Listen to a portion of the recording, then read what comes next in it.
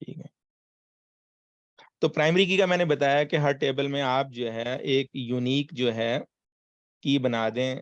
वो मैंने बताया एम्प्लॉय आईडी, डिपार्टमेंट आईडी जो है, ताकि डेटा डुप्लीकेट ना हो। ठीक है, और कोशिश ये करें कि फिर जो है आपने अगर उसके चाइल्ड टेबल बनाए हैं, जैसे डिपार्टमेंट का जो है ना चाइल्ड टेबल एम्प्लॉयज है, क्यों? क्योंकि एम्प्लॉयज में जो डिपार्टमेंट आईडी आएगा वो मस्ट कहाँ से आना चाहिए? जो डिपार्टमेंट के में मौजूद हो। ऐसा डिपार्टमेंट तो आप एम्प्लॉय नहीं रखेंगे कि जो डिपार्टमेंट ही एग्जिस्ट नहीं करता। ठीक है, तो उस सूरत में आप जो है आपका जो मास्टर टेबल है डिपार्टमेंट है, और उसकी फॉरेन की एम्प्लॉय के अंदर जो कॉलम है ना उसमें लग जाएगा।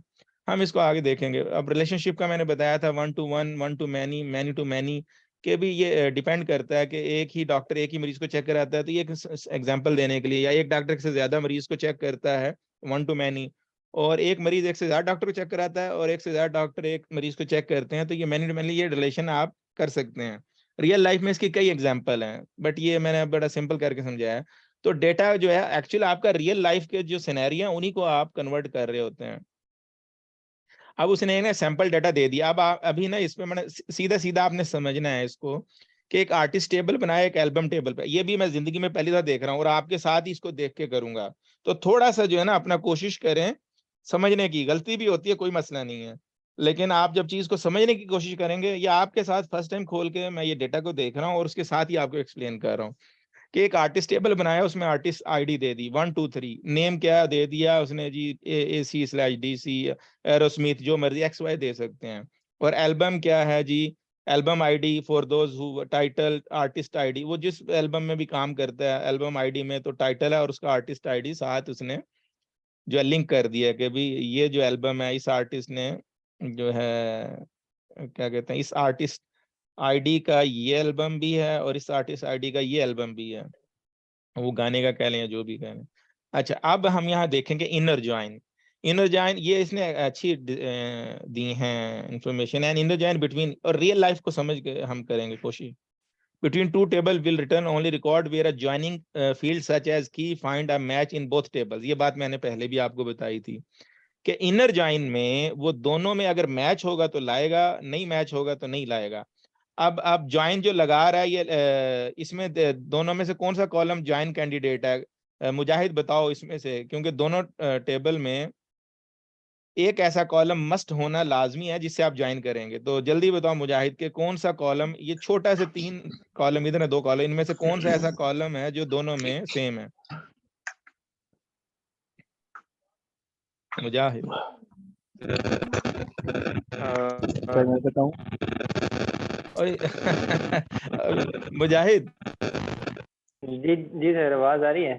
हाँ जी, बताएं ना आप। ये 3 इधर कॉलम है, 2 उधर है, तो एक ही कॉलम होना है। ये वाला आर्टिस्ट आईडी इधर है, आर्टिस्ट नाम से ही पहचान जाओ भाई, परेशान नहीं होना इसमें। जी सर। यही कह रहा हूँ कि चीज को ओके सर। पहले तो समझने की कोशिश करो, वो बाद में स्ट्रक्चर क्वेरी लैंग्वेज आएगी। अभी तो मैंने सिर्फ ये कहा था कि दोनों में ओके कौन सर। सा कॉलम, तो आपने पहले नाम को मैच करना है और डेटा को, फिर उसके।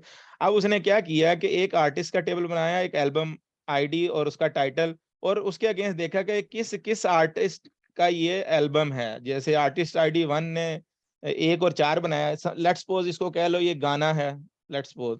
अच्छा, अब 2 नंबर आर्टिस्ट जो है इसका नाम एरोस्मिथ ने जो है ये 2 एल्बम बनाए हैं, ड्रीम और रेस्टलेस एंड विल्ड। और जो आर्टिस्ट आईडी ये जो 6 है, ये कहाँ से ले आया ये हमें भी नहीं पता, क्योंकि ये इस हमारे आर्टिस्ट टेबल में तो एग्जिस्ट ही नहीं करता। ठीक है ना जी? ये जो आर्टिस्ट आईडी 6 है, या फिर इसने हमें डेटा थोड़ा दिया है, तो ये भी हम गलती पकड़ लेते हैं इसकी कि भाई आर्टिस्ट आईडी इधर से तो नहीं आया। क्लियर है? ये मास्टर टेबल है, आर्टिस्ट टेबल है। तो अभी हम 1 2 को देख लेते हैं। आगे जी इसने सर। किसी वजह से दिया, बट एनी हाउ ये लॉजिक नहीं है। अगर ये इसको यहाँ मौजूद होना चाहिए, अगर इसे ज्वाइन करना है तो 6, ये अब मैच नहीं होगा तो स्किप होगा ऑलवेज। अच्छा, अब इनर ज्वाइन में हमने बात की, तो ये अब यहाँ कह रहा है कि left table right table, inner join का रिजल्ट आफ्टर इनर ज्वाइन जब इसने लगाया, तो इसमें इसको जनाब दोनों में कौन सा मैच हो रहा है? यहाँ पे आ जाते हैं, ये रिजल्ट सेट दिखा रहा है यहाँ पे, select star from artist as art inner join album as LB on artist ID and RTS ID, उसने उसी को ज्वाइन लगाया। तो रिजल्ट आफ्टर इनर जॉइन क्या आया? उसने 6 नहीं लाया, क्यों नहीं लाया कि वो अव्वल तो वो है ही गलत, वो तो नहीं आना चाहिए, लेकिन उसने दोनों में जो मैच रिकॉर्ड हुए, अब वो मैच कौन कौन से 1 और 2 मैच हो रहे हैं जी, एल्बम आईडी 1 और 2 मैच हो रहे हैं, ठीक है जी।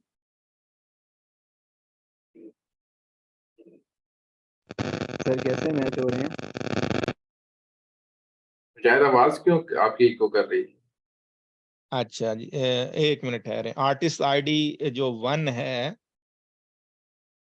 एक मिनट मुझे ये डाटा देखने दे इसने, select star from artist join album using artist ID, ठीक है। हाँ जी ये है एल्बम आईडी 1, ठीक है। उसने इसको, हमने जो ये तो सिलेक्ट लिस्ट आ रही है, एक्चुअली जो डेटा आएगा वो 1423 नहीं, ये डेटा जो है ना सही नहीं है इसमें, ठीक है जी, डेटा सही नहीं है, हम इसको सेव कर देते हैं, ये डेटा ही नहीं सही है। यहाँ पे भी इसने 6 भी लाया है, तो मुझे डाउट हुआ है, तो चलें जी, इसको मैं स्किप कर देता हूँ, आपके लिए एक और तैयार करूंगा। मुझे लगता था ये ठीक है, ओके है, लेकिन इसका जो डेटा है ना, ये आर्टिस्ट आईडी 1 और आर्टिस्ट आईडी 1423 और इसको लिंक जो है, नहीं, ये डाटा जो है ना हमारे पास ठीक नहीं है, ये ठीक है, इसके हिसाब से तो ठीक नहीं है, ये इनकम्प्लीट है, इसका स्क्रिप्ट होगा या फिर मैं देखूंगा, सही है, तो इसको मैं स्किप कर रहा हूँ। अब इसकी जगह मैं वो एक्चुअल जो मैं स्टार्ट करने लगा था वो कर देता हूँ। आपका ये मेरा ज्वाइन है ना, ये मेरे साथ पेंडिंग है, जब तक हर एक को समझ ना आ जाए मेरे साथ पेंडिंग है, ठीक है जी। अच्छा, ये नॉर्मलाइजेशन क्या होती है, ये कोई आंसर देगा? काशिफ आप दो आंसर।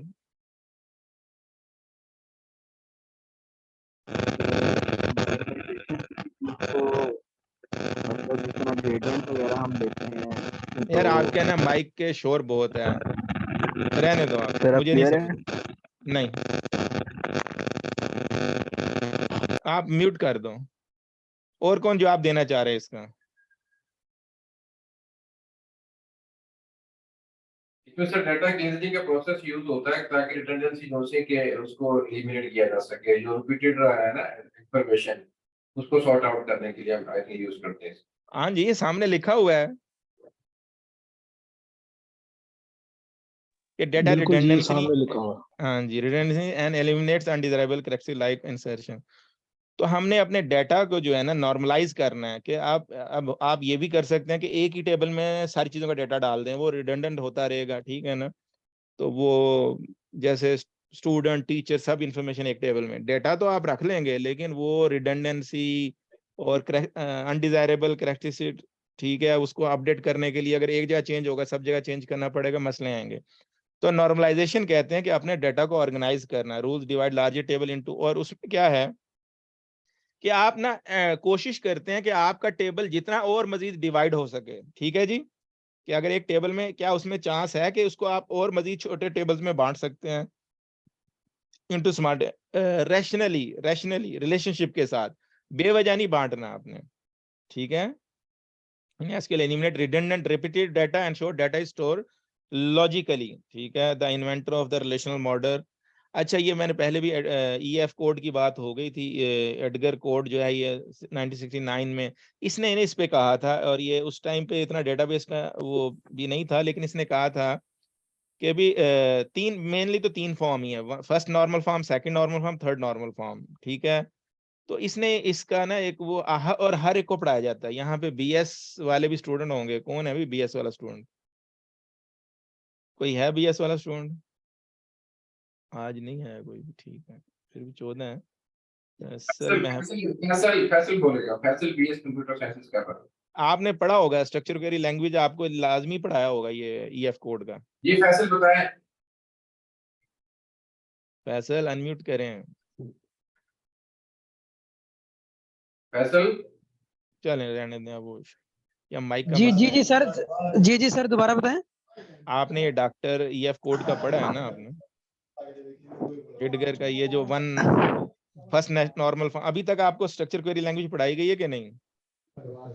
सर ये पढ़ी हुई है, फर्स्ट नॉर्मल फॉर्म भी पढ़ी है, सेकंड भी, थर्ड भी। अच्छा, अच्छा, कोई इसका ना मैं आपको ये बता दूं, जरूरी नहीं आपको याद रहना, लेकिन इसका कॉन्सेप्ट यही है जो यहाँ पे बात की गई कि आपने मैक्सिमम कोशिश करनी है कि आप जितना अपने टेबल्स को डिस्ट्रीब्यूट कर सकें, रिडंडेंसी खत्म कर सकें, कि rule divide larger table into smaller table and link them using relationship. Mainly ये है जी आपका ये, और यही उससे वो प्रूफ कर रहा है जो डॉक्टर एडगर कोड है ना। अब वो 1F में कह रहा है, मुझे आपके ना ये कंफ्यूज करती थी, तो मैंने बड़ी मुश्किल से मैं ढूंढने लगा हुआ था आपके लिए ना। जी जी ये म्यूट करें जी माइक, अच्छी बात है। तो डेटाबेस नॉर्मलाइजेशन विद एग्जांपल है। अच्छा जी, अब ये इसने डेटा कुछ दे दिया है कि फुल नेम है, इसको मैंने खैर थोड़ा पढ़ा होगा, इसलिए मैंने आज ये क्यों समझाना था ये थ्योरी का, वो मैंने चीट शीट वैसे दी थी, मैंने निकाल लिया। चलिए मैं ज्वाइन तो कराऊंगा, मुझे आज मुजाहिद ने का उसको समझ नहीं आई, तो जो मुझे बताएगा तो मैं जब तक उसको समझ नहीं आएगी मैं वो चीज़ समझाऊंगा और साथ साथ दूसरा भी कराऊंगा। अच्छा, इसमें फुल नेम उसने दिया, फिजिकल एड्रेस है उसका जहाँ रहता है, मूवीज उसने जो रेंट की हैं, और सैल्यूटेशन उसका क्या मिस है, मिस्टर है, जो भी। अच्छा, अब फर्स्ट नॉर्मल फॉर्म में क्या है कि जी each table cell should contain a single value. पहले तो ये बात है, आप ये नहीं करेंगे एक ही सेल में वो दो चीजें। Each record need to be unique, और डुप्लीकेशन नहीं होनी चाहिए। तो जी अब ये फर्स्ट नेचुरल फॉर्म की आ गई, full name, physical address, movie rented, salutation. अच्छा जी, इसने ये इन्फॉर्मेशन दे दी। अच्छा, इसको हम मजीद तोड़ सकते हैं, कोई बताएगा मुझे? तोड़ सकते हैं। हाँ जी, ये कौन बता रहा है? जुबैर, अच्छा गुड। अब ये हम what is the key in SQL, ठीक है। अब जुबैर, आपसे मैं आंसर जैसे एक्सपेक्ट ही नहीं कर रहा था, आप ना ही जवाब दें, मैं उनसे एक्सपेक्ट कर रहा था जो नहीं है। Key in SQL is a value used to identify record in table as, okay. अब वो की बात आ गया कि वो ये मैं प्राइमरी की पे अभी डिस्कस हो चुका। प्राइमरी की जो मैंने अभी आपसे बात की, मस्ट भी यूनिक होनी चाहिए। अभी पहले वो तभी आप लगा सकते हैं उस कॉलम पे। और दो चीजें होती हैं, यूनिक प्लस नॉट नल, के उसमें डेटा अगर एंटर नहीं करेंगे तो वो एरर देगा, वो खाली नहीं छोड़ सकते, ठीक है। तो यूनिक प्लस नॉट नल मिलके प्राइमरी के बनते हैं, और यूनिक जो अकेला होता है वो नल भी हो सकता है, ये फर्क बाद में बताएंगे जब आपको कांस्टेंट पढ़ाएंगे। Must be unique, the should have rarely B change, उसको प्राइमरी की नॉर्मली हम रख देते हैं तो नहीं चेंज किया जाता। किसी भी आप जैसे कंपनी में काम कर रहे हैं तो अप्लाई नंबर नहीं चेंज किया जाता, वेरी रेयरली चीज जो है चेंज की जाती है। मसलन new record inserted. What is composite की? एक से ज्यादा कॉलम पे अगर आप लगाएंगे तो वो आप प्राइमरी की आपकी कंपोजिट की बन जाएगी जी, दो कॉलम एक से ज्यादा पे। अब वो यहाँ कह रहा है, require both full name and address to identify record uniquely, that is composite key, ठीक है। फुल नेम और रिकॉर्ड से भी कह रहा है कि भाई ये बन जाएगा। अब सेकंड नॉर्मल फॉर्म में आ गया, ठीक है जी। रूल 1 के भी पहली तो बात ये जो है ना, वो सेकंड नॉर्मल फॉर्म के लिए पहली को वो कंप्लाई करता है, जो अभी हमने कभी रिडंडेंसी ना हो उसमें, ठीक है जी। और दूसरी चीज, रूल सिंगल कॉलम प्राइमरी की, that does not functionally dependent on any subset of candidate की, कि भी वो इंडिपेंडेंट काम कर सके, डिपेंडेंट ना हो, not functionally dependent on any subset. अब उसके आगे वो मिसाल दे रहे हैं कि देखें, अब उसने ना ये membership ID, full name, physical address, उसने मेंबरशिप आईडी मूवीज रेंटेड, तो उसने ये मूवी रेंटेड की है, तो इंडिपेंडेंटली ये भी कह रहा है we have divided our into two tables, ठीक है जी। One and table one contains member information, ठीक है जी, और उसमें उसका जो मेंबरशिप आईडी दे दिया, उसका नाम दे दिया, फिजिकल एड्रेस, और सैल्यूटेशन क्या है, मिस्टर मिसेस जो भी है।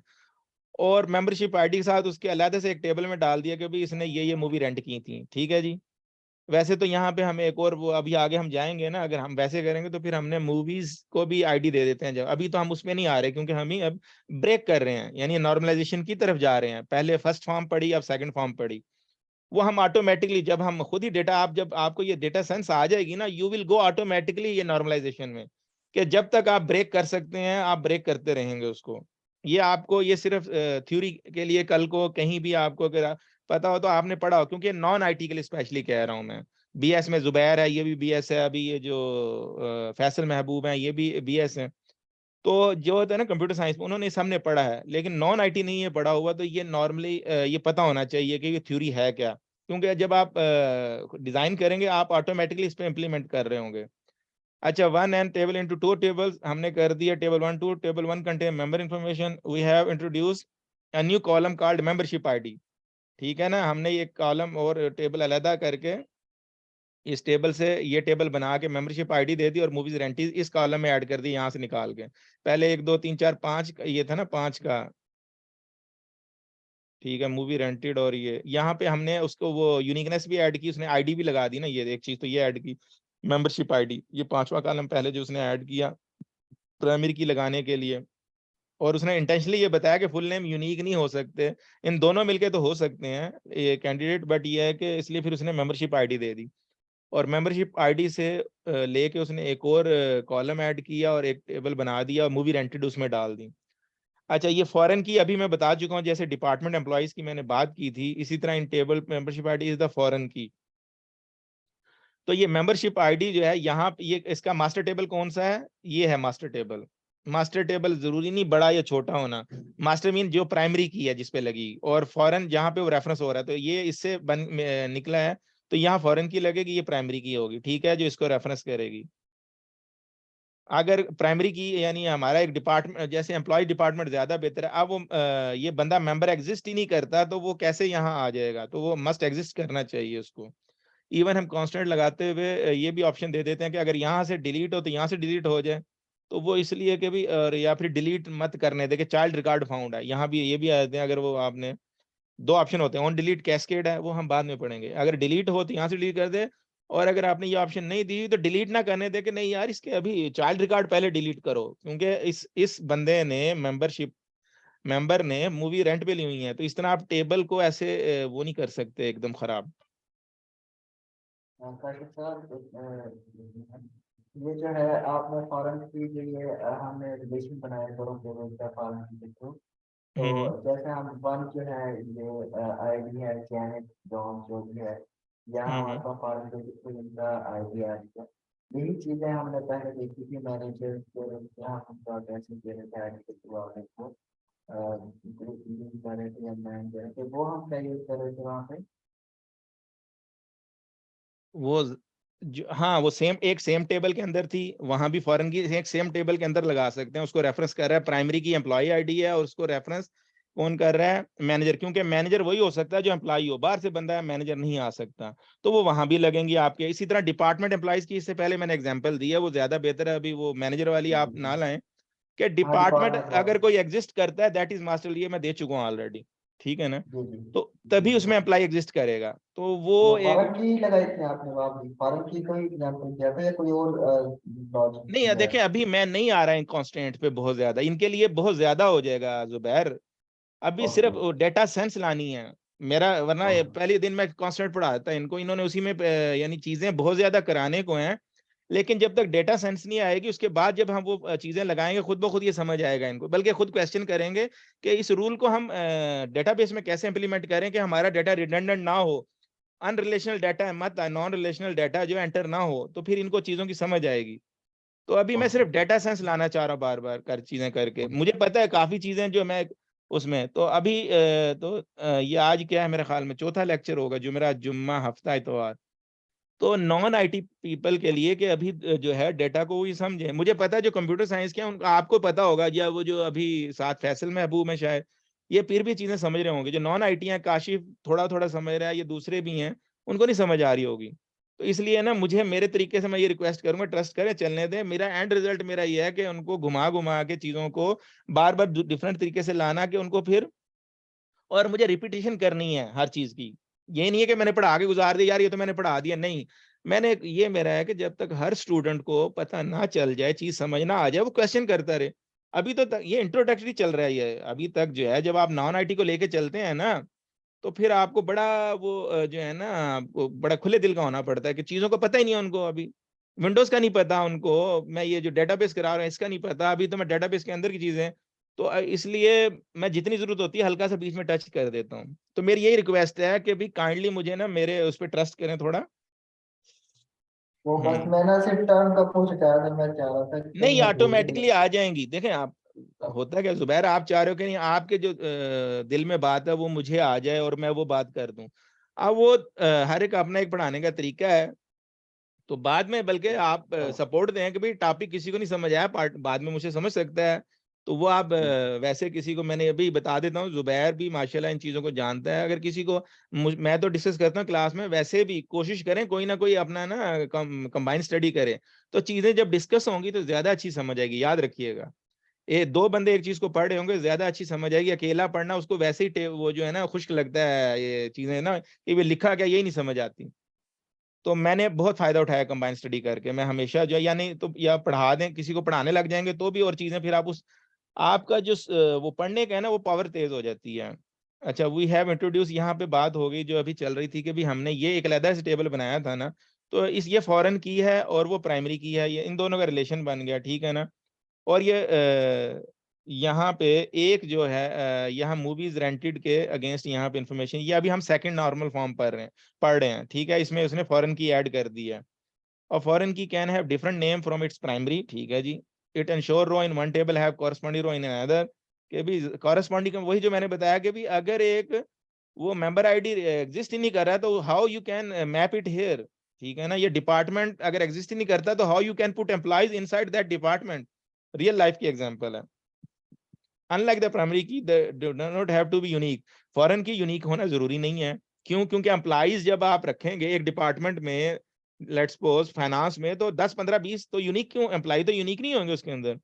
डिपार्टमेंट टेबल यूनिक है, डिपार्टमेंट यूनिक है। लेट्स सपोज आपके पास 4 डिपार्टमेंट है, फाइनेंस, एचआर, सेल्स है, मार्केटिंग है, तो 4 डिपार्टमेंट है, ये यूनिक है अपने टेबल में। लेकिन जब एम्प्लॉइज आप रखेंगे तो एम्प्लॉइज अगर 1000 एम्प्लॉइज हैं तो हर डिपार्टमेंट में आप 25 से 100 रखेंगे, 150 रखेंगे, 200 रखेंगे, तो डिपार्टमेंट आईडी उनके एक कॉलम में आएगा हर एक का, कि भी हर एक जो है फाइनेंस में करता है, तो वो फाइनेंस के तो वो रिपीट होगा। तो इसलिए वो कह रहा है कि फॉरेन की जो है unlike the primary key do not have to be unique. क्यों? क्योंकि आप डाटा ही आपका पर्पस मैंने एक्सप्लेन कर दिया कि भी एम्प्लॉइज जो है एक से ज्यादा होंगे डिपार्टमेंट में, तो प्राइमरी की क्योंकि वो आपका टेबल है। इसी तरह जो सिटी है वो यूनिक होंगे। सिटी का एक टेबल बना ले कि आपके एम्प्लॉय फलां सिटी का है, तो पाकिस्तान में सिटी तो डुप्लीकेट नहीं है, उनको एक आईडी दे देंगे आप, प्राइमरी टेबल वो हो गया आपका मास्टर टेबल।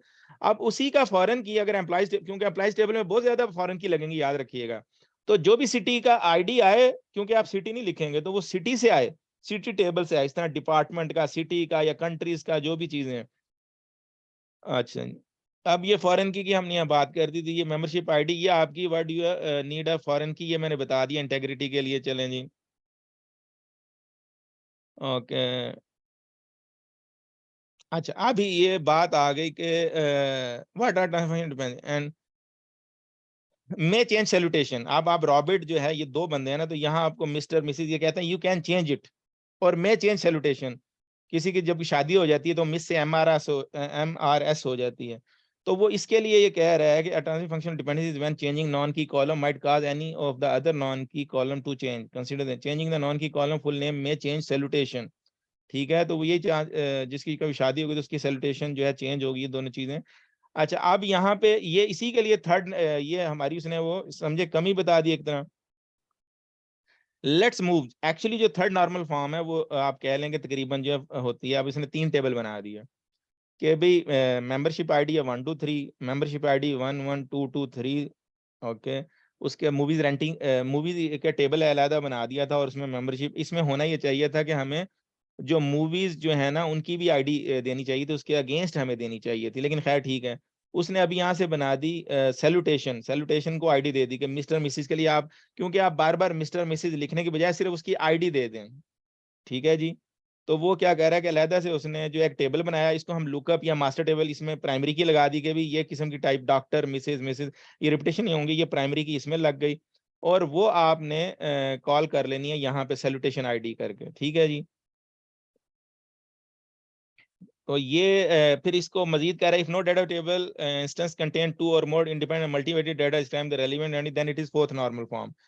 यानी अभी मैंने बताया ना, जैसे ये थर्ड फॉर्म में है, मैं अभी इसको मजीद ब्रेक करना चाह रहा हूँ। यानी मेरे पास जो है कि मूवीज की अलहदा आईडी बनाओ, मूवीज का अलहदा टेबल बनाओ, तो फोर्थ में हो जाएगी कि भी मेरे हिसाब से जो है ये चीजें जो हैं, ये मूवी अलहदा से उसकी एक टेबल होना चाहिए, ताकि सिर्फ जो मूवीज का डाटा जो है ऐसे ही अननेसेसरी ना आए।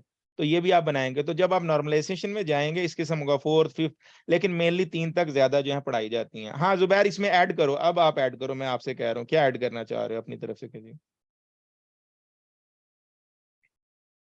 मैं कुछ भी ऐड नहीं करना चाह रहा, आप सही करा रहे हैं, ठीक है, सही है। हाँ, इसमें अगर नॉर्मलाइजेशन और करना है, जैसे फर्स्ट नॉर्मलाइजेशन की फर्स्ट नेम लास्ट नेम का और भी आपका माइक सबसे क्लियर नहीं है, नॉर्मल। आप ना काशिफ, और आपका माइक जो है ना वो गूंजता है, आप उनका तो शोर आता है, आपका गूंज रहा है, तो कोशिश कीजिएगा। ठीक है जी। अब इसमें ना हमने यानी सारी चीजें नहीं पढ़ी, लेकिन कुछ तो समझ आई। मेरा क्वेश्चन ये है, किसको नहीं समझ आई ये जो बातें बताई गई हैं, कि हम ना डेटा को अपने को कैसे नॉर्मलाइज करके जितना और डिस्ट्रीब्यूट कर सकते हैं टेबल में, उसमें first form, second form, third form. ये कोई एग्जाम नहीं आएगा, लेकिन ये मैंने एज अ कॉन्सेप्ट इसलिए बताना जरूरी समझा कि आप जब कहीं, जब पूरे डेटाबेस का आपसे कल को कोई इंटरव्यू में क्वेश्चन करे, तो you should know these things, कि भाई ये डॉक्टर EF कोड के बारे में, उसकी जो 1NF कोई बात करे, 2NF, तो जिस जो आपका ये सब्जेक्ट है उस पे तो आपको कमांड हो ना। अब आपसे वैसे तो जो है कंप्यूटर साइंसेज में सारा कुछ पढ़ाया जाता है, लेकिन आपका ये सब्जेक्ट होगा, इसी पे क्वेश्चन आएंगे।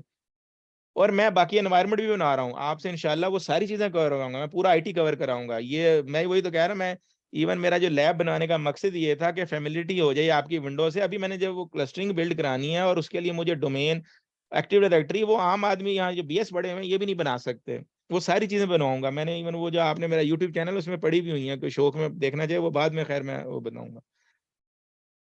तो हम क्या कर रहे हैं, नॉर्मलाइज कर रहे हैं डेटा को, नॉर्मलाइज करना। नॉर्मलाइज क्या करना, अगर उसमें और टेबल बन सकते हैं तो बनाओ, रैशनल टेबल, यानी अगर उसमें गुंजाइश निकलती है।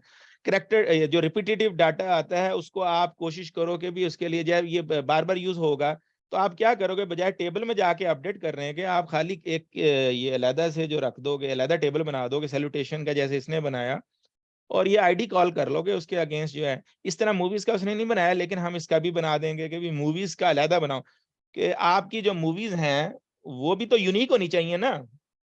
ठीक है, अब मूवी का नाम जो है वो यूनिक होना चाहिए बीच में, अपना जो भी मूवी है। आप बाद में, अब वो जो कोई पुराना, चले वो बात आती है कि सेम नाम की कई मूवी आज से 100 साल पहले भी बनी है, तो वहां भी आप उसको यूनिक करेंगे।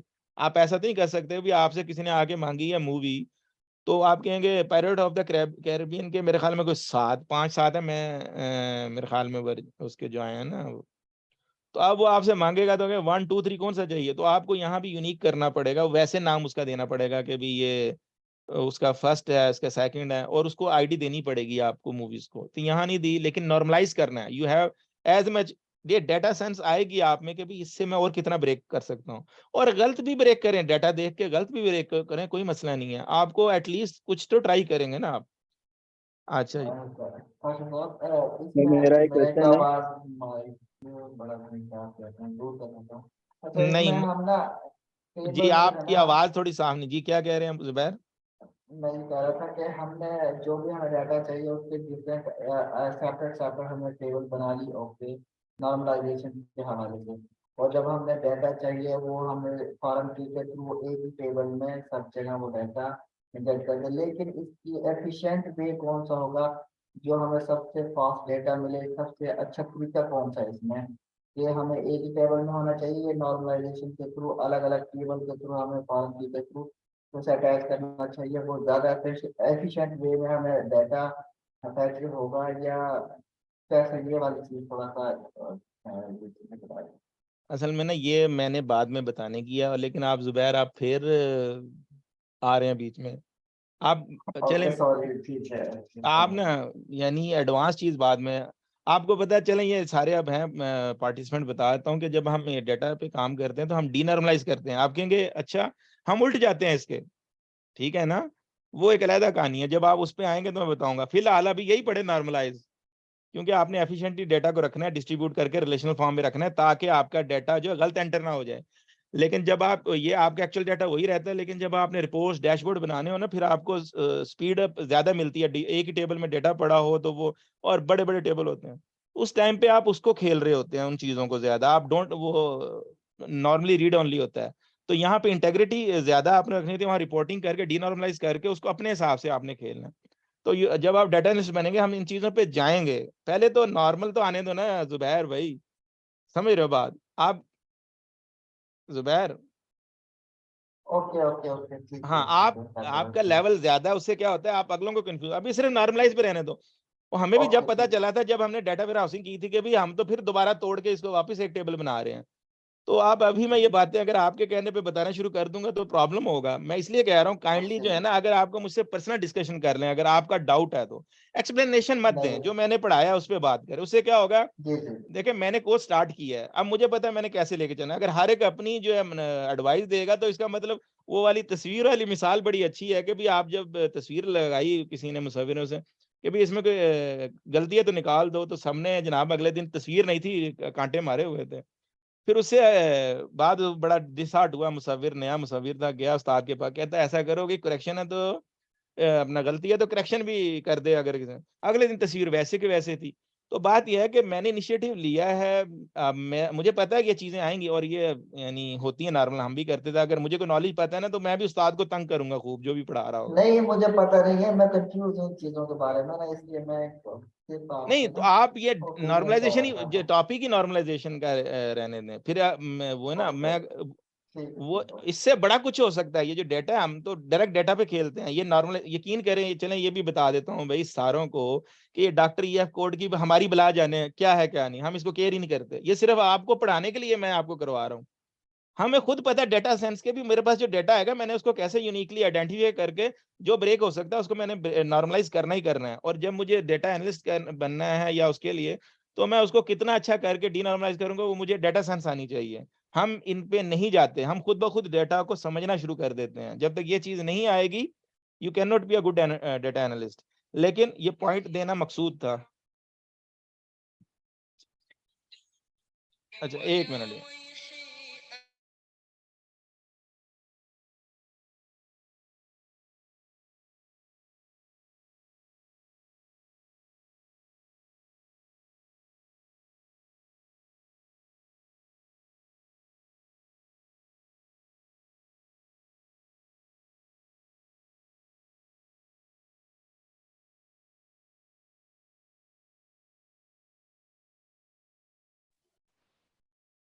सही। अच्छा जी, मैंने आपको डॉक्टर ईएफ कोड को पढ़ाना था, उसकी 1 एनएफ 2 एनएफ 3 एनएफ, और मुझे इससे कोई लेना देना नहीं है। हम रियल लाइफ में इसको नहीं, लेकिन आप आपको कुछ ना कुछ पता चल गया भाई। सारे बताएं मुझे किसको नहीं वो कुछ समझ आई थोड़ी बहुत, कि हम पहली फॉर्म में वो कोशिश कर रहा है डेटा रिडंडेंट ना हो, ठीक है। और दूसरी में उसने जो है टेबल को डिस्ट्रीब्यूट कर दिया है, और उसको प्राइमरी की फॉरेन की लगा दी है। थर्ड में मजीद उसने उसको डिस्ट्रीब्यूट करके 3 टेबल्स में ले आया कि जिसमें मजीद अभी चेंज हो सकते थे। सही है। हाँ भाई। सर मुझे ये तो हर बंदा जो भी डाटा से खेल रहा होगा वो तो अपने मुताबिक करेगा, तो बाद वाला जो कोई और उस कोड को देखेगा उसके लिए मुश्किल नहीं होता है उसको नहीं, पहले ये समझना। काशिफ नहीं, ये स्टैंडर्ड रूल होगा, ये स्टैंडर्ड है। यानी आप जो है ना, जो भी हमारा जो डिज़ाइन करता है और वो क्या कहते हैं, वो उसका स्टैंडर्ड यही है कि भी जो आप इसमें से यूनिक निकाल सकते हो। जैसे ना मैंने शुरू में ये डेटा देखा है कि मैंने इसमें से जब जैसे अब मेंबरशिप है तो मेंबरशिप आईडी निकाली उसने, पहले पहले नहीं थी ना उसने, तो मैं उसने अभी नहीं निकाली, लेकिन उसने फिर ये सैल्यूटेशन की निकाली। तो हम इसको हम जो यहाँ पे ना जैसे मेल फीमेल का होता है, हमने यहाँ पे इनके नेशनल वहाँ पे डाटा पे काम किया हुआ है, तो वो ये सेम वही है ना, तो उसके हम अलग ही मास्टर टेबल बनाते हैं। वो कॉन्सेप्ट हर जगह सेम आता है, डायमेंशन जब आप करोगे उसको बड़े नाम दी, लुकअप टेबल, मास्टर टेबल, और वो बड़ी चीज़ों कही जाती हैं। आहिस्ता आहिस्ता आप टर्म सीखते जाओगे जब आप सेम कॉन्सेप्ट पे काम करते हो। क्योंकि एड्रेस ऐसी चीज नहीं है, एड्रेस हर एक का डिफरेंट होता है तो नहीं। हाँ लेकिन सिटी जो है वो क्या कहते हैं डिफाइन होते हैं, तो बजाय बार बार टेबल में बड़ा सिटी नाम लाहौर कराची लिखने के, एक सिटी अलहदा करें। पाकिस्तान के अंदर जितने सिटीज हैं उनका आईडी कॉल कर लेंगे, समझ गए। तो ये सेंस जो भी करेगा वो 99% उसका सेम होगा। इक्का दुक्का कोई गड़बड़ कर सकता है। इसी जैसे मूवीज की बात की, तो इसका आपको निकलता है ना, ये जितनी मैंने बातें बताई। अब इसमें से और आप क्या निकालेंगे, मैं एक बात कह रहा हूँ, इससे ज़्यादा इसमें से नहीं निकल सकता। तो सेम हर एक यही करेगा। आप जब डेटा समझना शुरू कर देंगे फिर आपको समझ आ जाएगी कि कौन से कैंडिडेट है और कहाँ पे मसला है।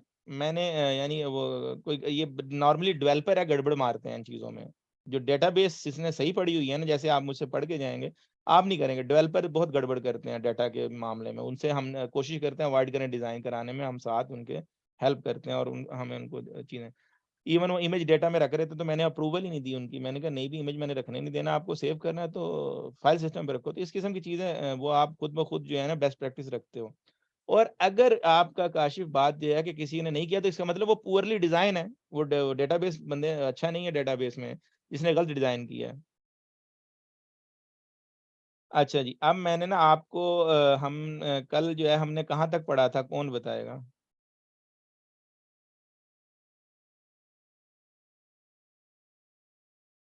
इसके हवाले से किसी को कोई क्वेश्चन नहीं है?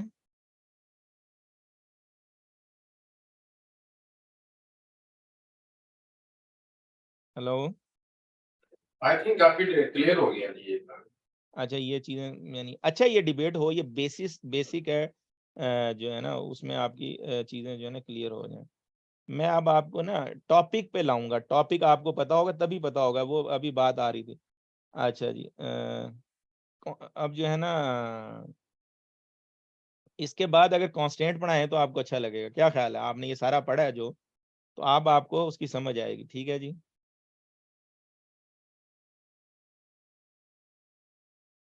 ये ब्राउजर नजर आ रहा है ना आपको?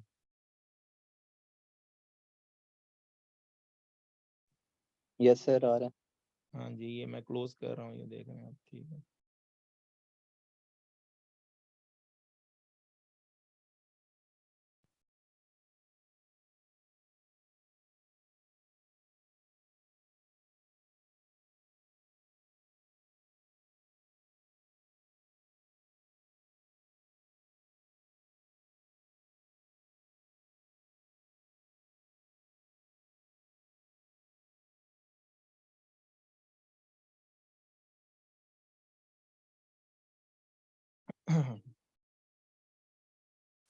अच्छा जी ये जो है ना कांस्टेंट नॉट नल होता है जी, ensure that a column can not have a null value.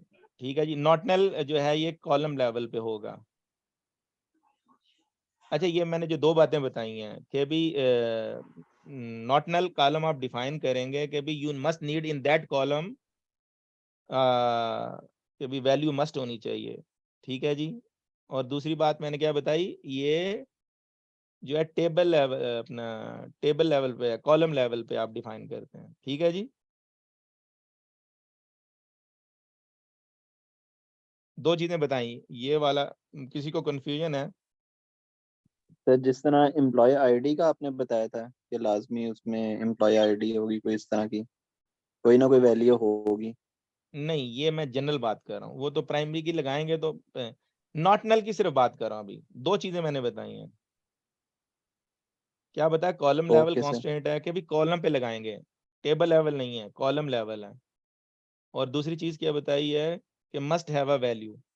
अब उसकी एग्जांपल आपको मैं दिखा देता हूँ। अगर अभी मैं एक मिनट ठहरे, मशीन स्टार्ट की, अच्छी बात है। वो एरर दे दे आपको ना उसमें, एंटर वैल्यू एंटर करे बगैर, जैसे आपने मेरा फॉर्म देखा है, मैं जब वो फिल करते हुए रजिस्ट्रेशन फॉर्म, जो स्टार से रेड स्टार से हैं वो आप फिल नहीं करते तो कहता है फिल करो। पूरा फॉर्म जब तो फिल नहीं करते, सेव नहीं करने देता ना, ऐसे ही जी है। बिल्कुल तो ऐसे ही है। वो नॉट नल है, यानी वो that is example of not null. ठीक है जी, कि वो वैल्यू जब तक एंटर नहीं करोगे वो इसलिए कहेगा बार बार एंटर करो, इस तरह वो टेबल में। तो वो है नल की एग्जाम। आगे चलते हैं आपको और मजीद समझ आएगी ये थोड़ा सा ना, क्योंकि ये उससे रिलेशन है जो हमने अभी पढ़ा है। Unique ensure that all value in a column are unique, यानी डिफरेंट हो। ठीक है जी। वो छोड़ दें, अभी हम क्या कह रहे हैं कि अभी अगर आपके पास एम्प्लॉयज हैं, they all should be unique, anything जो आप जिसके बारे में डिपार्टमेंट है यूनिक जो भी है। ठीक है। अच्छा जी। और combination of a not null and unique दोनों को मिलाएंगे तो क्या बनेगी?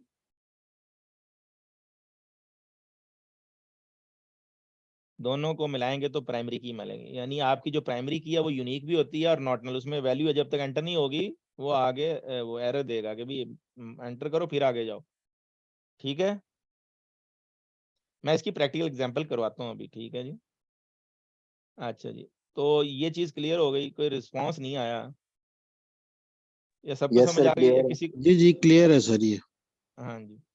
अच्छा जी, और फॉरेन की prevent action that would destroy links between table, जैसे मैंने बताया कि भी आपका जो चाइल्ड टेबल है, जैसे डिपार्टमेंट आपका मास्टर हो गया, क्योंकि उसका जो चाइल्ड टेबल आपने अप्लाई के आगे डिपार्टमेंट नंबर लिख दिया तो वो चाइल्ड है। वैसे आप कहेंगे नहीं जी एम्प्लॉई वैसे तो बड़ा टेबल है, नहीं मास्टर यहाँ पे इस तरह सिटी मास्टर हो जाएगा। ये जो दूसरे जो भी टेबल आप लुकअप भी कहते हैं खैर इनको, तो prevent action that would destroy, तो आप वो रिलेशन लगा देंगे जिसकी वजह से वो जो है वो काम रहे। अच्छा जी, इंश्योर दैट आगे उसके बाद चेक कांस्टेंट है। अभी सिर्फ इसको देखें जो चीज मैं बता रहा हूँ, फिर इनके एग्जांपल भी करते हैं। That the values in a column satisfy a specific condition, ठीक है जी, कि भी आप चाहते हैं कि भी इस कॉलम में 1 से लेके 10 तक आए सिर्फ वैल्यू, ठीक है जी, 10 से ऊपर वैल्यू आए तो वो एरर दे दे, तो वो भी आप इसको कहते हैं चेक कांस्टेंट, ठीक है जी।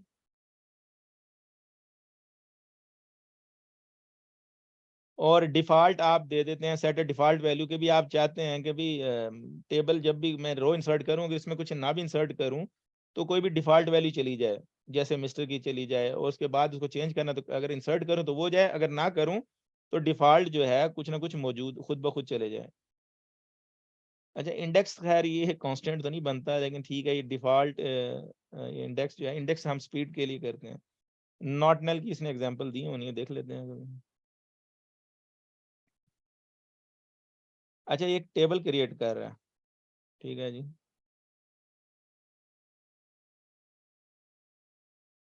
अभी प्राइमरी की भी नहीं, सिर्फ नॉट नल पे बात कर रहा है कि अभी आप एक टेबल क्रिएट कर रहे हो, आईडी है उसको नॉट नल, ये तीनों को आपने नॉट नल कर दिया, एज को आपने कहा डालो मत डालो कोई मसला नहीं है, तो रन एसक्यूएल, तो जी ये आपका क्रिएट हो गया। अच्छा जी, एसक्यूएल नॉट नल और अल्टर टेबल। अच्छा अगर आपने टेबल क्रिएट करने के बाद ये वो बता रहा है चेंज करना है तो वो इस तरह करेंगे, अल्टर टेबल टेबल नेम। अच्छा ये तो ना आपको उस पर ज्यादा भी ले जा रहा है, ठीक है ठीक है ठीक है ठीक है ठीक है, नहीं। अच्छा कॉन्स्टेंट्स की कुछ समझ आई है, अब मैं ना जो है आ जाता हूँ, मशीन खुल गई है वो दिखाता हूँ आपको, थोड़ी सी ना एग्जांपल कर लेते हैं कुछ।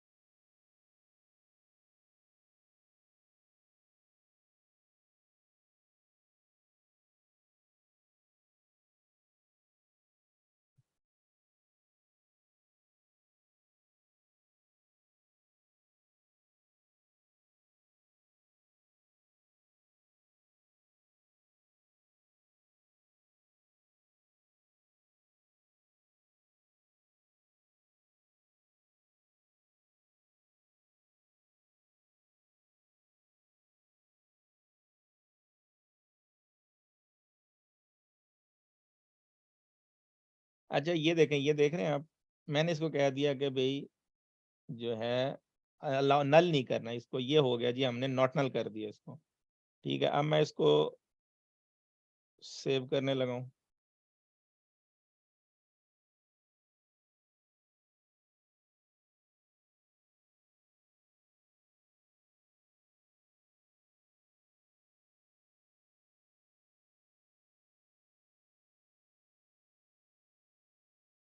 बल्कि इसको रीनेम करके डिपार्टमेंट करते हैं, नहीं वही रहने देते हैं क्योंकि डेप्ट, अच्छा ये छोटा नाम दे।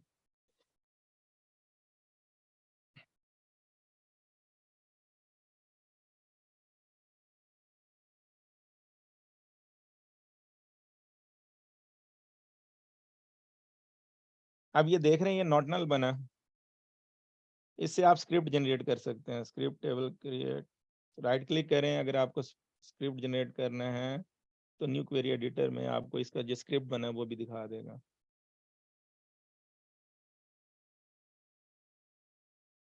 प्रैक्टिकल काम करने में बहुत आसान है, तो चीज़ें समझने में आपको चीज़ें सारी पता होनी चाहिए। काफ़ी इतना ये बड़ा मैंने इसको स्क्रिप्ट जनरेट करने के लिए क्रिएट टेबल का कहा, बस कर दो।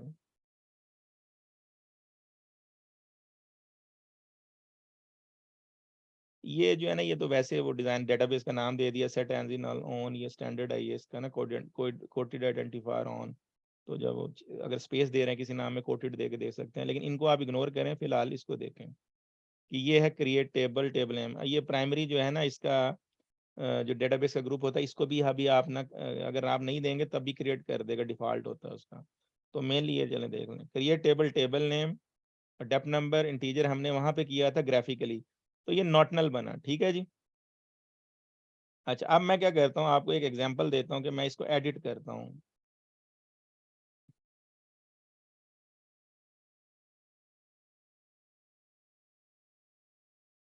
मैं सिर्फ लिखता हूँ डेप नेम ना, यहाँ पे मैं HR लिख देता हूँ। अब मैं जाता हूँ आगे, तो क्या कहता है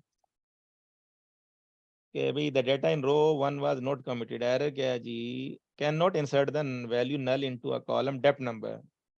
ठीक है जी, कि भाई आपने वैल्यू मस्त डालनी पड़ेगी आपको यहाँ पे। ठीक है जी, ऐसे आप करेंगे, फिर आप अगली रो पे आए, वो कुछ नहीं कहेगा।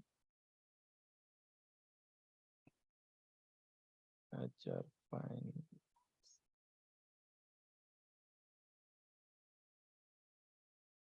ओके, मार्केटिंग 40 सेल्स, कुछ भी बना लें। ठीक है। अच्छा, अब ये हमने इसको नॉट नल कर दिया। अभी ये जो है इसको डिजाइन मोड में यहाँ खुला हुआ है, अभी तक हमने नहीं बंद किया। अच्छा, ये डिजाइन मोड में ऐसे ना, आप ये ग्राफिकली देख लें, आपको टेबल क्रिएट कर रहे हैं तो वो स्क्रिप्ट बाद में जनरेट कर सकते हैं उसमें।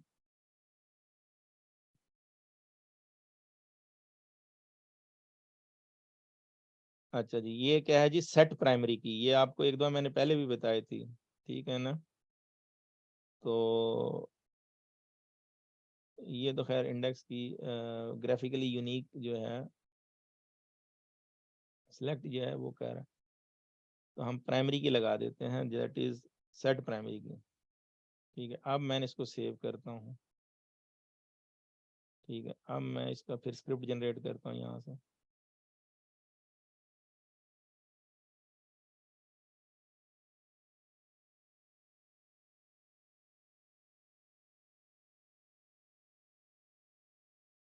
तो अब आपने देखा कि इसने ना ये कांस्टेंट ऐड कर दिया। ठीक है जी, कि कॉलम नॉट नल होना मस्ट है, प्राइमरी की उसके बगैर नहीं लग सकती। हम यही डिस्कस कर रहे थे ना यहाँ पे, आपने जब ये पहले देखा यहाँ पे कि इंश्योर दैट नॉट नल और यूनिक जो है, तो यूनिक उसमें ऐड हो जाएगा।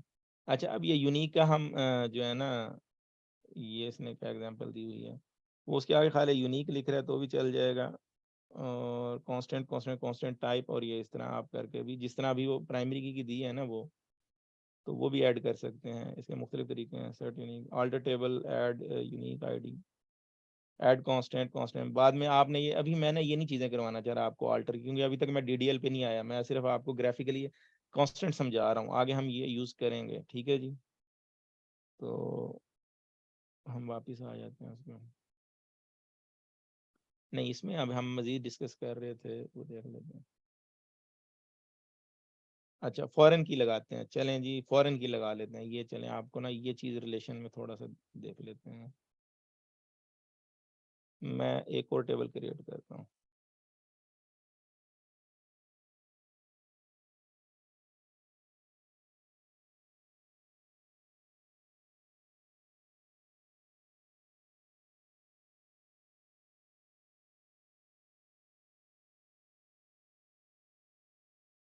वैसे तो नहीं है, वो भी जो भी दे दें, लेकिन ये ठीक है कि मैं इसको 100 दे देता हूँ।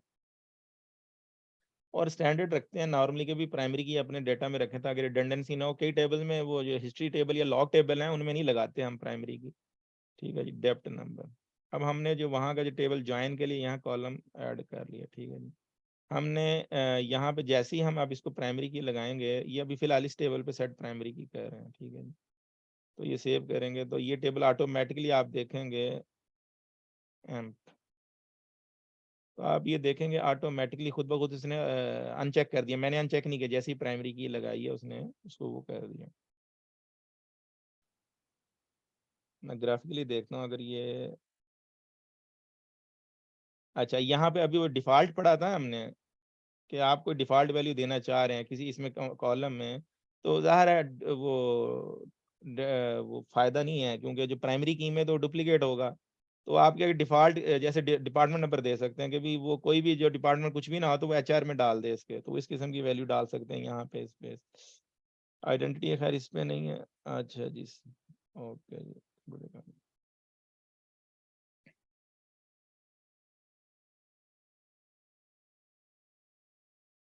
फॉरेन की ग्राफिकली जो है वो देख लेता हूँ, हम तो ना वैसे नहीं लगाई, लेकिन ग्राफिकली वो भी देख लेते हैं। अब ये है इसका कॉन्स्टेंट है इंसर्ट रिलेशनशिप, यस। अच्छा ये ऐड करें जी, ठीक है जी। ये किसको कर रहा है, नेम उसको उसने दे दिया है। अब आपने ऐड करना है टेबल एंड कॉलम स्पेसिफिकेशन, ठीक है जी। तो इसका जो मास्टर टेबल है वो टेबल डिजाइनर,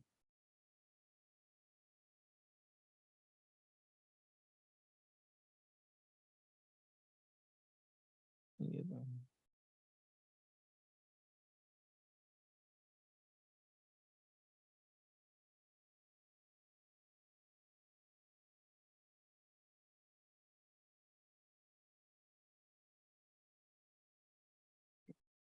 चलिए इसको हम कमांड से कर लेते।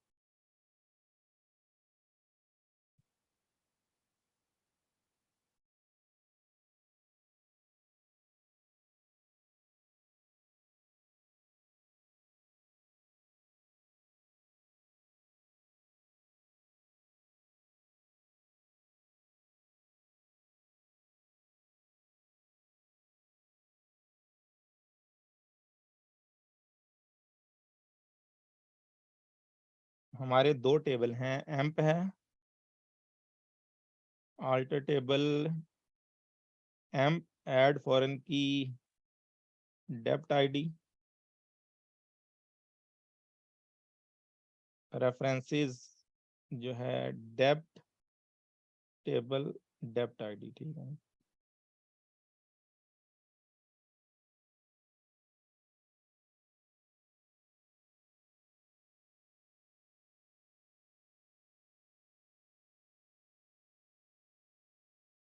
अब हम यहाँ पे टेबल कौन सा कर रहे हैं, अल्टर एम्प टेबल, जो हमने अभी ये बाद में बनाया है।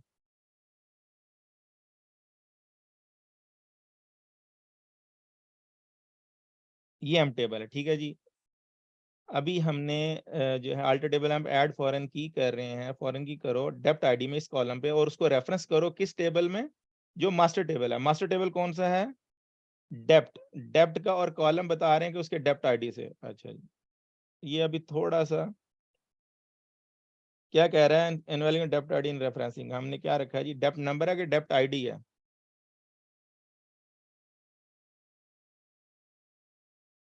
हाँ जी, डेप्ट नंबर है।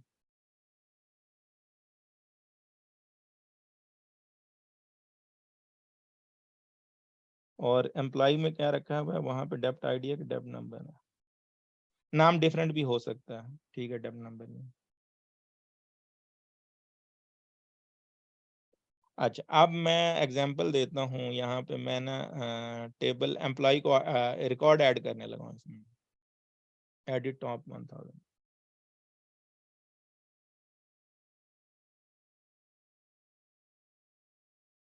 एम्प्लॉय नंबर मैंने 1 दिया, एम्प्लॉय नेम मैंने दिया ये सलमान दे देते हैं। अच्छा डेप्ट नंबर मैं डाल रहा हूँ 50, ठीक है जी। तो क्या कह रहा है वो, हसन, हसन मौजूद हो? सर देखो अगर जो डिपार्टमेंट मौजूद नहीं है, हमारे पास सिर्फ 10 20 30 40 डिपार्टमेंट नंबर हैं। सर हम क्या कर रहे हैं, एम्प्लॉय ऐड करने की कोशिश कर रहे हैं 50 डिपार्टमेंट नंबर 50 में, तो वो एरर दे देगा कि भी 50 तो है ही नहीं है। तो ये हम इस तरह जो है रेफरेंशियल इंटेग्रिटी जो है वो काम कॉन्स्टेंट्स की वजह से कायम रहती है। अगर मैं कहूँगा अभी 10 नंबर में ऐड कर दो, तो 10 नंबर उसने चुप करके ऐड कर दिया, ठीक है जी। तो यहाँ हमने देखा, अच्छा अब यहाँ पे एक और चीज़ है हमारे पास जो डेटा है कि यूनिक के लिए हम लगाते हैं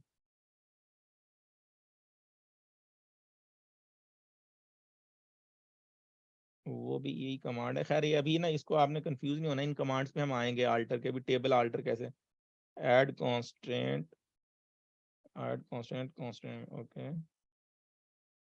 तो ये इस तरह इसका है, हम बाद में ना हम उसको जो है रट लेते हैं।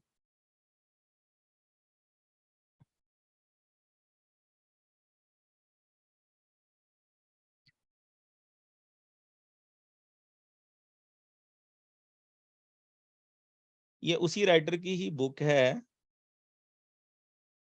ये कांस्टेंट जो है ना टॉपिक हमने इसमें जो है डिस्कस किया, और ये इसकी इसी बुक में ना ये नॉर्मल फॉर्म्स आई थी 1NF 2NF 3NF, जो मैंने अलहदा से समझाई, क्योंकि इसने जो समझाई हुई है ना वो इसमें देखें इससे आपको नहीं समझ आएगी, थोड़ा सा ये ना इसका कंफ्यूजन सा है।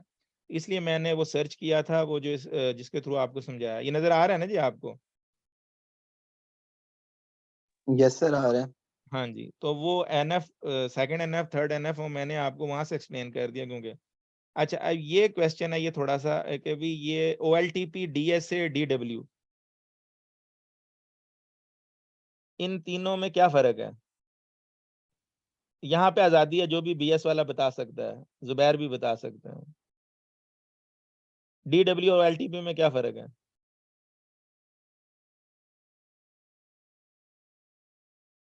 जुबैर, अच्छा जुबैर अनम्यूट करो माइक आप। कोई बताना चाह रहा है इसको, पता है किसी को?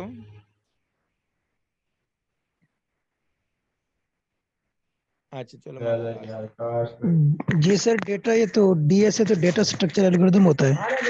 नहीं, मैंने मैं OLTP का और DW का पूछ रहा हूँ। ये DSA कुछ और है, ये ना मैं बता देता हूँ अभी आपको। ये DSA से नहीं, आपने मेन, अच्छा अब मैं मिसाल समझाने लगा हूँ। OLTP कहते हैं ऑनलाइन ट्रांजैक्शन प्रोसेसिंग, और ये हैविली यूज होता है, ये लिखा हुआ है ऑनलाइन ट्रांजैक्शन प्रोसेसिंग। होता क्या, जब आप बैंक में आपने आपका जो है पैसा बैंक में पड़ा हुआ है, तो बैंक में जब आप डेबिट कार्ड मशीन में डालते हैं तो वो करता क्या है कि आपने अगर पैसे निकलवाए तो आपके अकाउंट से पैसे जो है उसने निकाल दिए, कम कर दिए, और इस तरह वो कुछ ट्रांजैक्शन करता है, चेंज करता है। तो दैट इज टोटली जो है OLTP सिस्टम होते हैं यहाँ, ठीक है ना? तो उसमें रीड कम होती है, ट्रांजैक्शन ज्यादा होती है, तो बैंकिंग सिस्टम ज्यादा। अच्छा उसी डेटा को अगर उठा के वो बैंक वाले अपने जो है ना डेटा वेयर हाउस, यानी जैसे कि भी अलहदा से ले जाएं कि भी हमने इस पे रिपोर्टिंग करनी है कि भी इस दफा हमारे पास यानी जो मेन यूजर कौन, किसके पास ज्यादा क्रेडिट कार्ड थे या किसके पास क्रेडिट कार्ड नहीं है, या किसने पैसे निकलवाए, कि कौन सी ATM से निकलवाए, किस सिटी में ज्यादा ट्रांजैक्शन हुई। इसी तरह जो हमारे क्लाइंट्स हैं, किसकी जो है वो बैंक अकाउंट में जो मंथली सैलरी आती है वो किस रेंज में है, इस तरह। तो जब ये सारी जो चीजों पे आपने जो भाई ये सारा कुछ आप नहीं कर रहे हैं, डेटा एनालिस्ट, तो वो जब आप डेटा वेयर हाउस में लाएंगे तो वहां आप डेटा चेंज नहीं करेंगे, ठीक है ना? ये मुजाहिद ने जवाब दिया था ना, मुजाहिद। हाँ चले रहने दें, आप अनम्यूट ना करें, रहने दें। हैं काशिफ, आप जवाब दो, या फिर हसान, या कौन और जवाब देना चाह रहा है कि जी सर। अगर आप, हाँ जी। अब आपको ये ना मैं देखो फेमिलियरिटी करा रहा हूँ डेटा से। OLTP कौन सा डेटा जिसमें जो रियल डेटा आपका चेंज हो रहा है, ठीक है ना? Yes sir.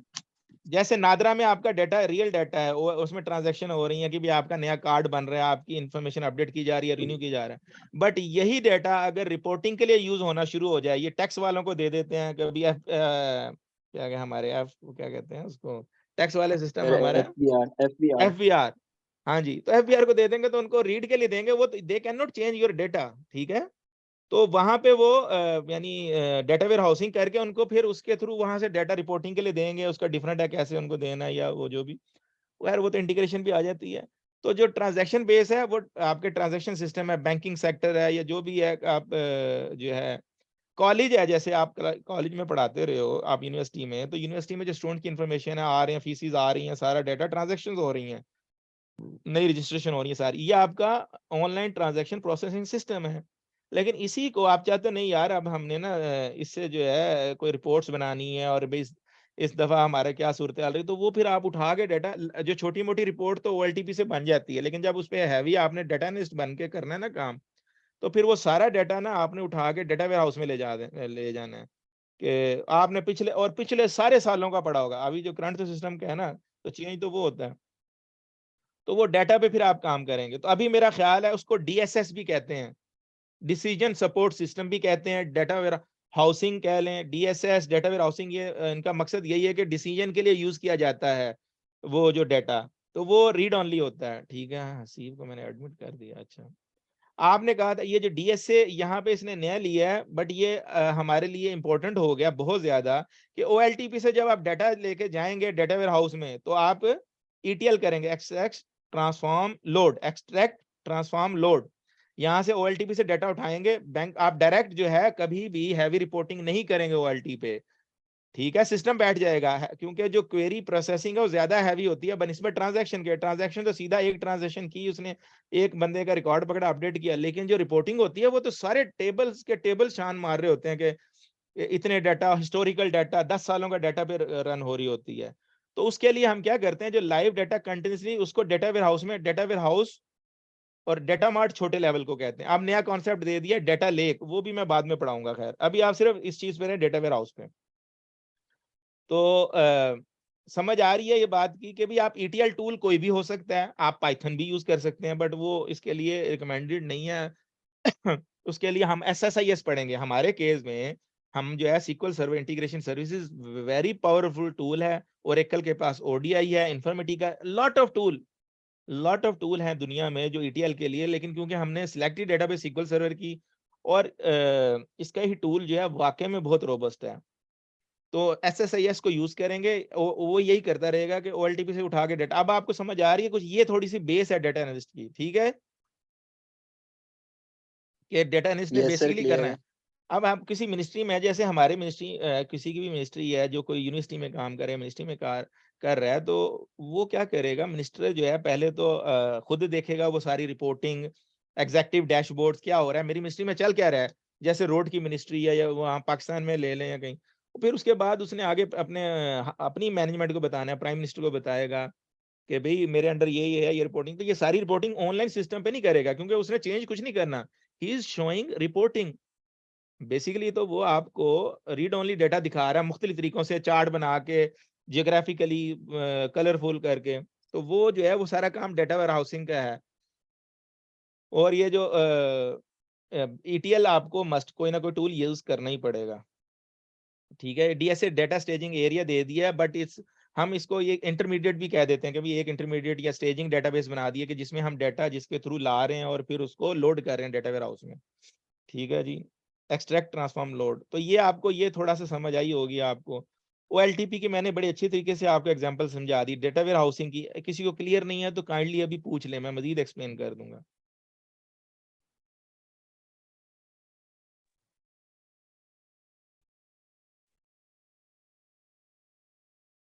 अच्छा, ये अभी मैं सर क्लाउड जो वगैरह पे। हाँ जी, सर जो जी जी। डाटा सारा स्टोर होगा वो डाटा वेयर हाउस में स्टोर होगा, ऐसे ही है सर? हाँ जी, डेटा वेयर हाउस में, ये नॉर्मल हमारा सम। अच्छा, अब यहाँ पे ना मैं बिग डाटा का भी बताता जाता हूँ आपको ना, बिग डाटा के बारे में सुना होगा आपने। तो बिग डाटा क्या है कि नॉर्मली आपका जब डाटा इतना ज्यादा हो जाए, और उसमें फिर अनस्ट्रक्चर्ड डाटा भी हो जाए, तो आप देखें कॉस्ट आती है बहुत ज्यादा डाटा सेव करने की। हम यहाँ एक्सटर्नल स्टोरेज लेते हैं सारे, तो उन्होंने जो कौन सा हम बिग डाटा जब क्लस्टर बिल्ड करेंगे देखेंगे, तो वहां पे आप जो है मल्टीपल कंप्यूटर जो हैं मिला के ना, आप जैसे आपने, आपका लैपटॉप है, सस्ते कंप्यूटर जो हैं उनकी डिस्क, जो चीप डिस्क हैं, वो सारी जोड़ देते हैं आपस में, कंबाइन करके उस पर डाटा स्टोर करना शुरू कर देते हैं। तो वो जब आपका डाटा बहुत ज्यादा हो जाए, then you will go plus आपका अनस्ट्रक्चर्ड डाटा आ जाए, क्योंकि अनस्ट्रक्चर्ड डाटा जो है उसमें आपको RDBMS में सेव करना नॉट रिकमेंडेड है। ठीक है ना। तो और उस पर फिर आपको अनस्ट्रक्चर्ड डाटा, टेक्स्ट फाइल, आजकल सोशल मीडिया के से, और वो बहुत रेयर यूज होता है, हम उस पर हल्के फुल्का उस पर टच करेंगे, लेकिन जो सबसे ज्यादा 90-95% जो हो रहा है वो रिलेशनल पे ही काम हो रहा है सब जगह। ठीक है। आप ना फयाज भाई, आपके पास भी जो बिग डेटा तो नहीं है ना, आप सुलेमान राजी में काम कर रहे हैं, जी जी, नहीं अभी नहीं। लेकिन आपके पास ये डेटा वेयर हाउस तो होगा, अगर अच्छा IT आपका इंफ्रास्ट्रक्चर है तो। हाँ वहाँ पे सारा सिलसिला है, डाटा साइंटिस्ट वहाँ पे है। मैंने खुद एक नेशनल इंटरनेशनल लेवल का डाटा ना एक्सपोर्ट किया हुआ है, तो मैं उसको थोड़ी सी एक्सरसाइज करता हूँ साथ साथ ना, थोड़ी थोड़ी सी। हाँ, लेकिन रिलेशनल पढ़ा होगा सारा वहाँ पे। हाँ वो है रॉ डाटा, आप ये समझे। हाँ, रॉ डाटा बट रिलेशनल है, वो इमेजेस वगैरह पे काम नहीं कर रहे और उस पे। तो हमारा जो है ना 90-95% जो है, आपने ये जो हम कर रहे हैं इसी पे करना है, तो काइंडली उसको आप हवाना बनाएंगे डेटा साइंटिस्ट पे जाना है। और वो तो यू आर, अगर रिलेशनल पे भी काम कर रहे हैं तो आप डेटा अच्छी तरह जो है ना समझेंगे। इसकी रिक्वायरमेंट ज्यादा है। आज ही मुझे फिर ऑफर आई, आज ही मुझे वो बात कर रहा था लड़का, फलां जगह चाहिए, काफी अरसे से ढूंढ रहे हैं, नहीं मिल रहा। यहाँ एक बहुत बड़ी एंटिटी है। मैंने कहा भी मैं जहाँ बैठा हूँ स्कूल में हूँ, और मुझे असल में मेरा वो फील्ड जो है, मैंने तो पहले ये करके दूसरी फील्ड में अभी अपना अच्छी, मेरी अपनी एक अच्छी चीज है। तो रिक्वायरमेंट वाकई में आ रही है बहुत ज्यादा, और बंदे मौजूद नहीं है डेटा एनालिस्ट के, और ये पढ़ना मुश्किल है। ये आपको बता दूं जी जी कि सर, इसकी बहुत ज्यादा आप ये समझिए कि हर ऑर्गेनाइजेशन के अंदर ना डाटा साइंटिस्ट मस्ट हो गए। डेटा मैंने एनालिस्ट के हैं जी, डेटा साइंटिस्ट मस्ट ना कहें, data scientist something else, data analyst के हैं। ये हम कंफ्यूजन करते हैं क्रिएट, डेटा एनालिस्ट चाहिए हर जगह पे। हाँ डाटा एनालिस्ट, हाँ तो जी, क्या दो पोजीशन जो सी है ना कि बिजनेस एनालिस्ट और डाटा एनालिस्ट, ये दोनों कॉम्बिनेशन है। और नहीं साथ नहीं नहीं नहीं, आप कंफ्यूज कर रहे हैं। ये पहले भी बता दूं, data analyst something else, business analyst something else, इसका कोई लेना देखिए देना बिजनेस नहीं। एनालिस्ट डिपेंड करेगा डाटा एनालिस्ट के ऊपर।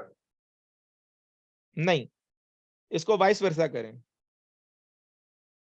आप ये तो कह रहे हैं कि डाटा एनालिस्ट डिपेंड करेगा बिजनेस एनालिस्ट पर।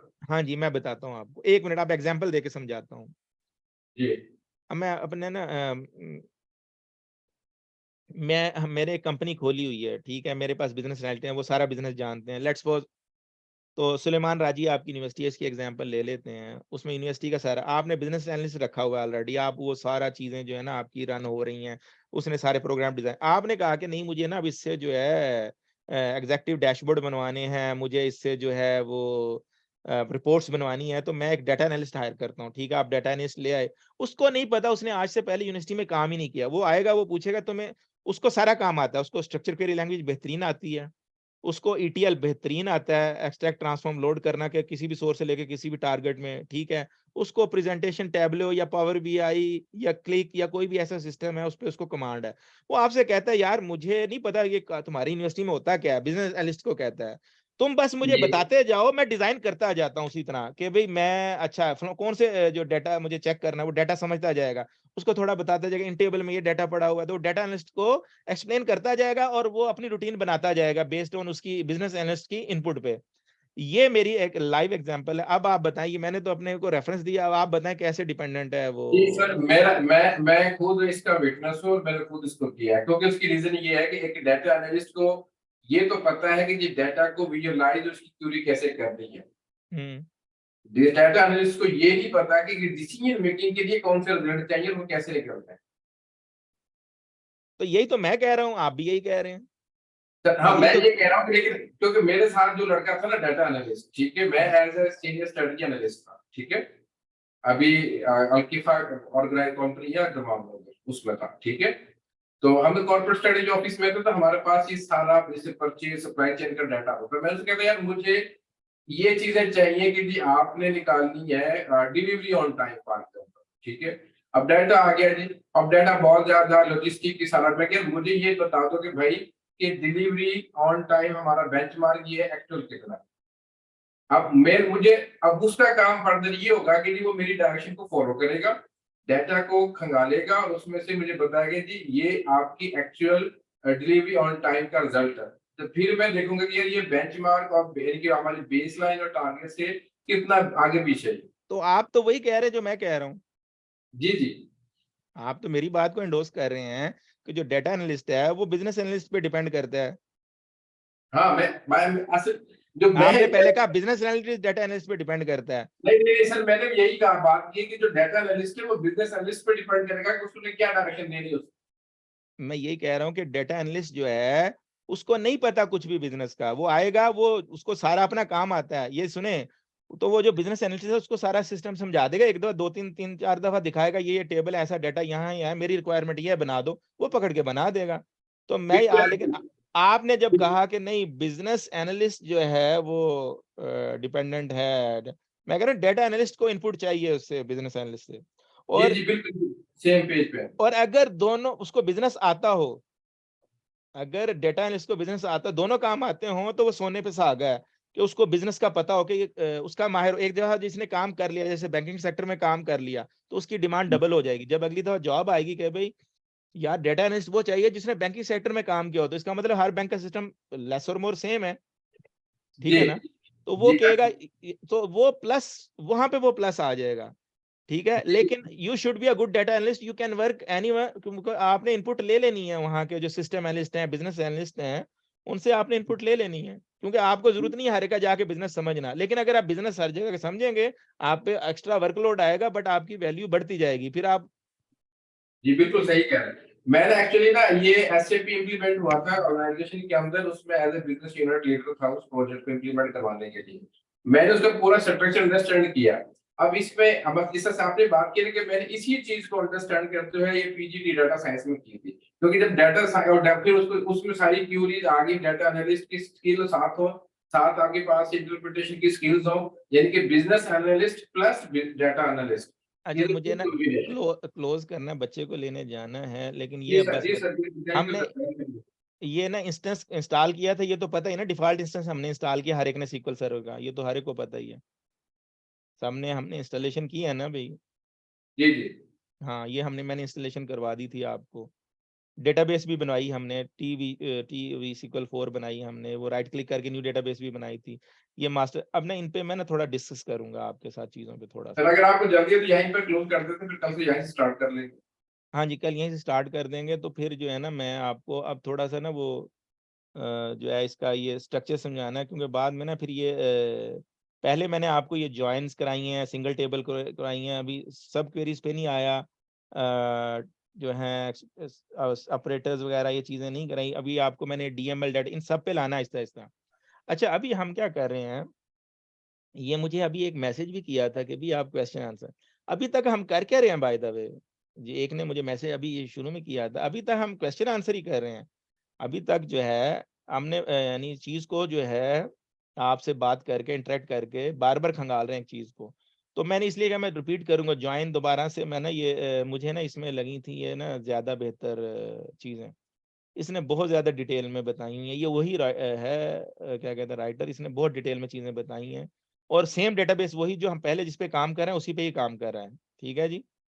तो वही जो है केस एक्सप्रेशन है, ये अब आएंगे तो ये मैं अब करवाऊंगा डिटेल में हर चीज़, और टॉपिक वाइज जब आप आ जाएंगे ना उन पे क्या कहते हैं, आपको समझ आ जाएगी एसक्यूएल टोटली किस पे, सिंगल रो फंक्शंस हैं और ग्रुप फंक्शन है, मेनली दो हैं, उसके बाद सब क्वेरी और जॉइन है, ये चार चीजें हैं, ठीक है। तो मेनली एसक्यूएल इन्हीं पे खेल रहा होता है वो।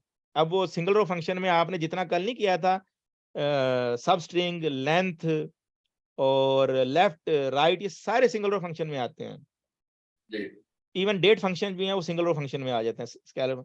और जो ग्रुप फंक्शन है, मिनिमम मैक्स एवरेज काउंट सम, ये सारे, तो ये आप बांटेंगे आहिस्ता आहिस्ता, जो है ना जब हम इसको बार बार करेंगे तो हमें चीजें समझ आनी शुरू हो जाएंगी, ठीक है। अभी तो हम सिर्फ जो है वो समझने की कोशिश कर रहे हैं कि आखिर जो है जो नॉन IT बंदा है, जब वो आ रहा है तो वो डेटा में कर उसने चीजों को कैसे अभी देखना है। मैं अभी तक आपको, अब मैं ना आहिस्ता आहिस्ता इसमें क्रिएट टेबल पे, अल्टर पे, DML पे, इंसर्ट अपडेट डिलीट, ये सारी चीजें है ना इन पे आएंगे आहिस्ता आहिस्ता। लेकिन अभी जो है ये चौथा लेक्चर है, तो मेरा ख्याल है कि हमने किसी ना किसी हद तक जो चीजें हैं, थोड़ी थोड़ी चीजें जो हम देख रहे हैं इसको, ठीक है जी। जी और इंशाल्लाह आप, मेरी एक रिक्वेस्ट है आपसे कि ये आपने जो है ना जो हमने पढ़ा है उस पे तो कोशिश करें आप काम करने की, क्या ख्याल है? इंशाल्लाह इंशाल्लाह बिल्कुल, जो मतलब फायदा कुछ नहीं है, पीछे से रिवाइव करा है। जितना जो पढ़ा है, जो जॉइंस का पढ़ा है कम से कम, वो तो आप कर सकते हैं, जो मैंने पहले बुक से पढ़ाया था वो तो आप बुक से कर सकते हैं, इंशाल्लाह। वो बुक मौजूद है, उसके साथ आप कर लें जी, ठीक है जी, ओके। ओके अच्छा, जी, बहुत हाजिरी का सेम है ना हर एक के पास?